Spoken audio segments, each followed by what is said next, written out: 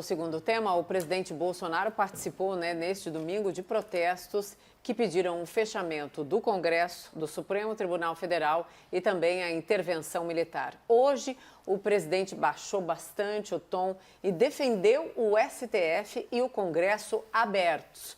O presidente disse também que não falou nada contra qualquer outro poder. Nosso segundo tema de hoje, então, vai discutir se as falas do presidente podem, de alguma maneira, ameaçar a democracia brasileira. Seus primeiros argumentos, Caio? Isso é um prazer, Mona Lisa. Bom, hoje no Brasil, a gente precisa mesmo ler as notícias com glossário, né? Para entender o real sentido dos termos empregados. Qualquer juízo que se faça sobre a imprensa, sobre o Congresso ou sobre o STF é classificado como um ataque. Por outro lado, qualquer juízo que essas instituições e seus representantes fazem contra a presidência da República ou contra o governo federal são críticas. Então percebam os dois pesos e duas medidas. Só depende de quem parte a opinião. Então, espectador, quando você lê ou ouvir, abre aspas, ataques ao Supremo, ataques ao Congresso, ataques à imprensa, sempre considere a hipótese de que sejam críticas legítimas. Então, feito esse breve esclarecimento, a gente pode estender o benefício da dúvida para a maioria dos manifestantes que estavam domingo na frente do quartel-general do Exército Brasileiro. Né? O que algumas manchetes noticiaram como um, abre aspas, ato pró-golpe militar, pode ser essencialmente uma manifestação de apoio às Forças Armadas e de repúdio à elite política e à corrupção nas instituições. Eu vi pelas imagens uma faixa pedindo explicitamente intervenção militar. Mas isso é corriqueiro desde os atos pró-impeachment de 2016. Por isso, a questão que se coloca é: nós podemos afirmar com certeza jornalística que a pauta do ato era promover um golpe militar? Nós podemos afirmar que essa era a vontade majoritária dos presentes? Eu, sinceramente, não tenho essa resposta e, por isso, eu sempre prefiro comentar sobre fatos e não sobre suposições. Então, vamos aos fatos. Né? Criticar a presença do presidente, prestigiando uma aglomeração em plena pandemia, isso é legítimo. Tá? Eu só não consegui entender a polêmica sobre as falas dele. E olha que eu li toda a transcrição do discurso. Eu tive, na verdade, que recorrer à cobertura da imprensa mais militante para conseguir identificar os supostos pontos de controvérsia. E aí eu li frases como, abre aspas, agora é o povo no poder, abre aspas de novo, chega de velha política. Outra também, acabou a época de patifaria. Ora, isso é uma forma coloquial de falar que as coisas mudaram. Aliás, é um discurso clássico de político. É que a esquerda no Brasil sofre de amnésia seletiva e se esqueceu do Lula falando contra as elites que dominaram o Brasil por 500 anos, isso, claro, até ele chegar ao poder, instaurar uma cleptocracia e roubar mais do que todas as elites de antes. Outras frases, voltando aqui ao discurso do presidente, polêmicas, supostamente. Nós não queremos negociar nada. Nós queremos ação pelo Brasil. Ué, tá certo. Não é hora de barganha política, muito menos de chantagem orçamentária. É hora de resolver problemas. Né? Só que a elite política não entendeu. E, finalmente, né, para frustração de quem, de repente, desejava um golpe, disse o presidente da República, abre aspas, contem com seu presidente para fazer tudo aquilo que for necessário para que nós possamos manter a nossa democracia e garantir aquilo que há de mais sagrado entre nós, a nossa liberdade. É até bonito. Depois ele emendou. Todos no Brasil têm que entender que estão submissos à vontade do povo brasileiro. Ele simplesmente reproduziu o teor do artigo 1º, parágrafo 1º da Constituição, parágrafo único da Constituição, que é todo poder emana do povo. Então, fica aqui o meu recado pessoal a esse jornalismo fúnebre que padece aí da síndrome da pior interpretação possível e está na torcida do quanto pior melhor. Vocês precisam melhorar muito a capacidade de achar pelo em ovo, sob pena de vocês contribuírem para aumentar a popularidade do governo que vocês odeiam. Por favor, Augusto. Se eu fosse jornalista, eu sairia em defesa da imprensa. Como eu ainda não cheguei lá, eu vou me ater ao tema, que eu discordo integralmente dessa afirmação bastante dura do Caio. Primeira coisa, o direito de manifestação é uma previsão constitucional. Então, não é porque uma manifestação eu não concorde com ela, não concorde com a pauta, que ela não deve acontecer, não deve ser protegida e não deve ter todas as suas garantias. Esse é o primeiro ponto, tá? Para deixar bem claro. As manifestações que aconteceram por todo o país, e eu vou falar especificamente aqui de São Paulo e as de Brasília, que eu consegui acompanhar, elas respeitaram, sim, uma determinação das autoridades de saúde, porque aglomerações foram feitas, pessoas foram sem máscara, então esse ponto é pacífico. Tá? O direito de se manifestar, ok, fato concreto, as manifestações respeitaram determinações das autoridades de saúde. Mais ainda, especificamente aqui em São Paulo, desrespeitaram regras básicas de civilidade, porque aqui em São Paulo não são manifestações a pé, são carreatas, mais ou menos aproximadamente 1.500 carros, chutando que o carro estava cheio, umas 5.000 pessoas. Não é assim nenhuma manifestação tão grande.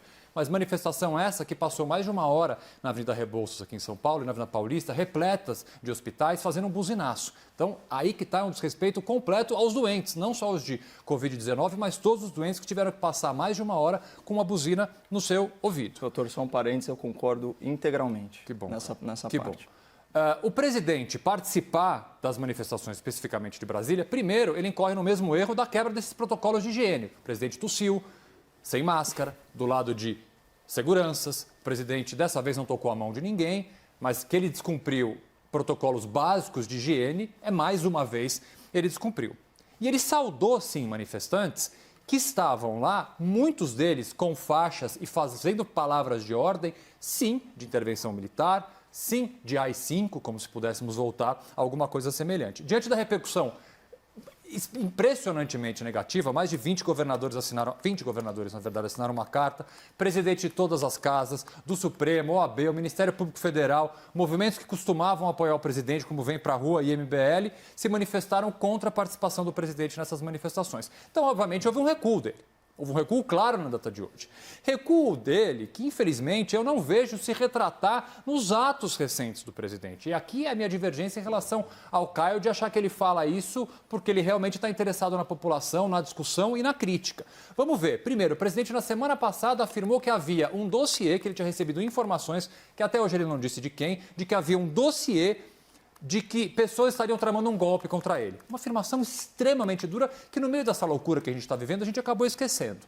Ontem, depois de participar dessa manifestação, em que sim havia pedido de intervenção militar, o presidente posta nas suas redes sociais um vídeo do deputado Roberto Jefferson, que também falava de um suposto golpe contra um presidente.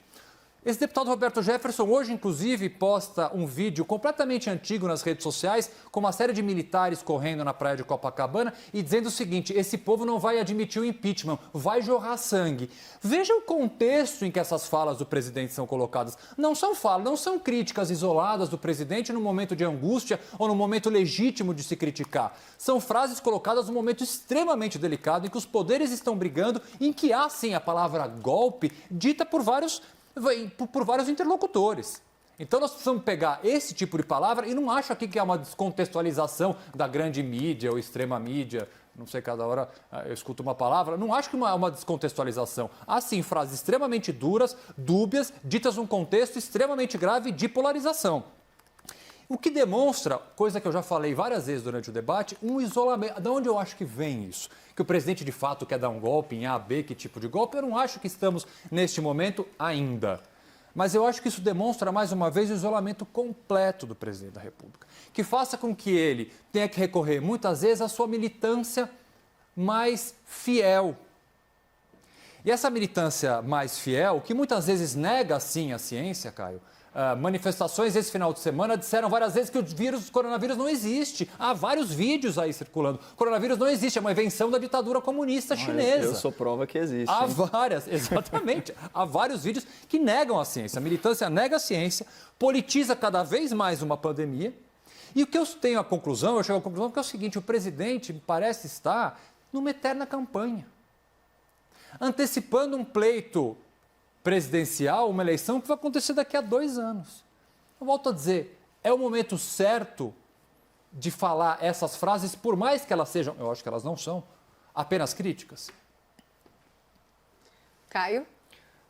Eu realmente enxergo a realidade de forma bem distinta, né?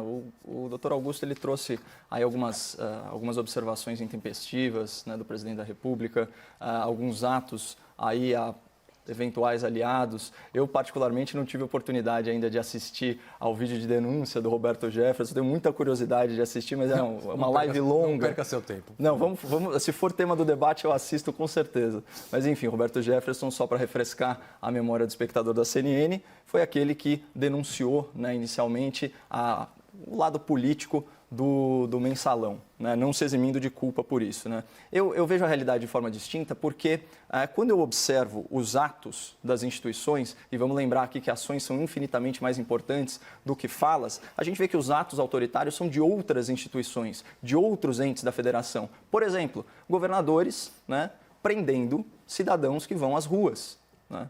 Lembrando que, pelo menos a julgar pela lei federal editada de combate à pandemia, essas pessoas, e pelo Código Penal, essas pessoas só poderiam ser detidas de alguma forma se houvesse suspeita de contaminação ou contaminação verificada, que não é o caso, obviamente, né? São abusos de autoridade. Outra coisa, a gente vê o STF, né, naquela decisão sobre competência concorrente, colocando decretos estaduais acima de legislação federal aprovada pelo Congresso Nacional, né, sendo que viola direitos e garantias fundamentais.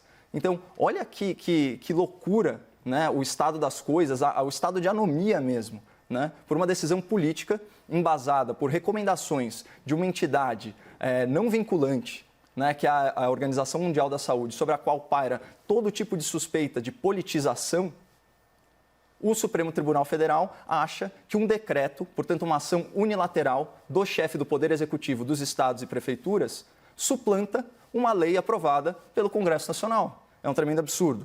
E outros atos autoritários que merecem destaque são de corporações com endosso da grande imprensa, corporações privadas, de plataformas de internet, de aplicativo, que começaram a censurar conteúdos. E aqui eu trago atenção para uma experiência pessoal. Eu comecei, doutor, a receber denúncias de seguidores das minhas redes sociais, especialmente do Instagram, que é @boletimcoppola, Coppola com 2 P's e 2 L's, com o seguinte print, eu vou ler aqui para você: ação bloqueada. Essa ação foi bloqueada. Tente novamente mais tarde. Limitamos determinados conteúdos e ações para proteger nossa comunidade.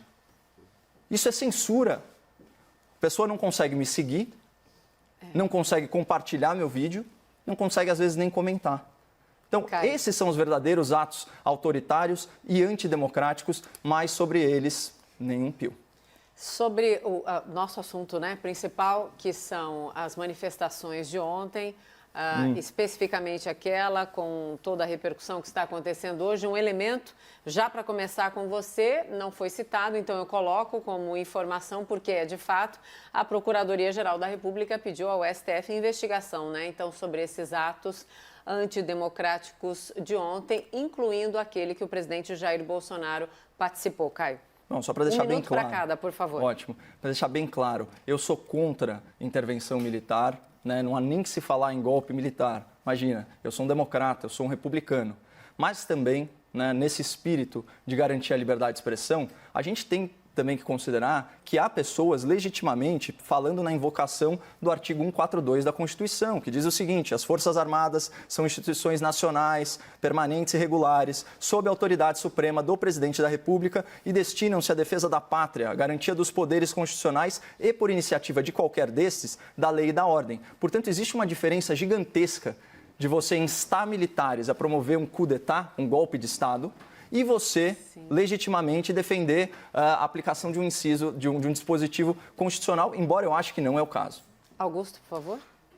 Caio, a gente vai ter um problema que a gente vai ficar sempre concordando nesse tema, porque se você é um democrata republicano, eu sou um advogado criminalista há 20 anos e tenho a minha vida pautada pela defesa dos direitos e garantias fundamentais e acho sempre que o direito penal deve ser a última intervenção do Estado. Por outro lado, eu não posso cercear, de forma alguma, o direito legítimo da Procuradoria-Geral da República de instaurar inquéritos policiais, entendendo que haja aí a prática de algum crime. Me preocupava, e agora eu estou um pouco, vamos dizer assim, um pouco mais tranquilo, parecia uma certa inércia do Procurador-Geral da República diante de uma série de fatos graves. Eu não vi uma manifestação dura dele. Eu acho que essa primeira manifestação... E lembra, é instaurando um inquérito policial, é iniciando uma investigação ao Supremo. Exatamente. Eu acho ela relativamente dentro dos limites necessários, obviamente, respeitados os direitos e garantias fundamentais de quem vir a ser investigado, uma medida saudável. Agora sim, então, os argumentos finais. Começo com você, Caio, por favor. Só complementando a minha fala anterior, né, sobre a invocação do artigo 142 da Constituição, que obviamente está protegida, né, pelo direito de liberdade de expressão dos manifestantes, tem uma lei complementar também, que é a Lei 97 e 99, que dispõe justamente sobre a organização e o emprego das Forças Armadas. E o artigo 15 é explícito, ele diz o seguinte: o emprego das Forças Armadas na defesa da pátria e na garantia dos poderes constitucionais, da lei e da ordem, é de responsabilidade do presidente da República. Então, assim, até alguns atos que nós aqui, vamos dizer assim, no mainstream, geralmente taxamos como extremos e tal, estão previstos na Constituição. Para essas pessoas que estão com medo, fica aqui a fala do Jair Bolsonaro, né, hoje. Esquece essa conversa de fechar. Aqui é democracia, aqui é respeito à Constituição, aqui é a minha casa, a tua casa. Então eu peço que, por favor, não se fale nisso, não se fale em fechar Congresso, em fechar STF. E ele diz o seguinte: aqui é uma provocação: Supremo aberto, transparente, Congresso aberto, transparente. Eles estão abertos, mas não são transparentes. Augusto, por favor. Eu vou fazer minha fala final com outro tema diferente do Caio, porque eu acho que é papel da gente aqui, de todo comunicador, tentar trazer também uma informação boa, um sopro de esperança. Nós temos dados ruins, principalmente do Ceará e do estado do Amazonas, já com superlotação em hospitais, com a rede hospitalar já quase chegando na sua totalidade de leitos e os casos só aumentando. Há também notícias bastante tristes de enterros em forma absolutamente numerosa, com vítimas muitas vezes sem a causa-mortes detectada, mas sim com problemas respiratórios que muito provavelmente foram infectados de Covid. Então, há uma série de notícias tristes. Mas, por outro lado, eu tenho percebido que alguns estados, apesar do crescimento do número de casos, apesar do crescimento do número de mortos, nós estamos, de certa forma, conseguindo conter o avanço muito exponencial dessa pandemia. O estado de São Paulo é um caso desse. Com o que foi feito já e com o que se planeja muito provavelmente fazer, é um caso de relativo sucesso, apesar do enorme número de pessoas infectadas, enorme número de mortos, mas eu acho que e aqui é aquela coisa, às vezes a gente fala, não consegue perceber os benefícios do isolamento, porque a situação não está ficando tão grave, é justamente porque a gente está se isolando que a situação não está ficando tão grave. Então eu queria deixar aí um pedido de paciência para todo mundo, há planejamento sendo feito para a gente poder flexibilizar esse isolamento e começar a tentar levar uma vida minimamente normal daqui a um certo tempo. Aguentem firme, fiquem em casa que isso vai passar. Obrigada, debatedores. Boa noite a vocês. Boa noite.